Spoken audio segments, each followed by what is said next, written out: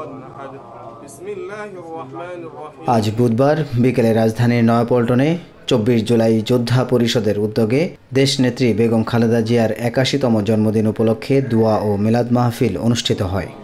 رب اجعلني مقيم الصلاة ومن ذريتي দোয়া শুরুর আগে জুলাই যোদ্ধারা বক্তব্য রাখেন।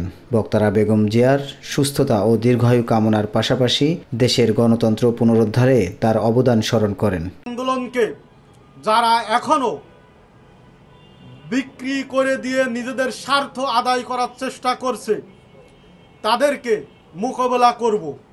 আমাদের প্রিয় নেত্রী, আমাদের গণতন্ত্রের মা, আমাদের সাংগঠনিক অভিভাবক, আমাদের প্রিয় নেত্রী দেশনেত্রী বেগম খালেদা জিয়ার শারীরিক সুস্থতা এবং দীর্ঘায়ু কামনায় আজকে তার জন্মদিন উপলক্ষে আজকে সারা বাংলাদেশে আমরা তার যে সুস্থতা কামনায় আমরা যার জুলাই যোদ্ধারা রয়েছি, আমরা বিগত দিনে এবং এখনকার দিনে আমরা অবশ্যই বাংলাদেশ বিনির্মাণে যে ভূমিকা রেখেছিলাম, সামনের দিনেও আমরা সেই ভূমিকা রেখে দিনগুলো অগ্রসর করব এবং আমরা আমাদের জুলাই যোদ্ধাদের কল্যাণে যে কোনো ভূমিকায় আমরা রাজপথে অগ্রণী ভূমিকায় সামিল থাকব।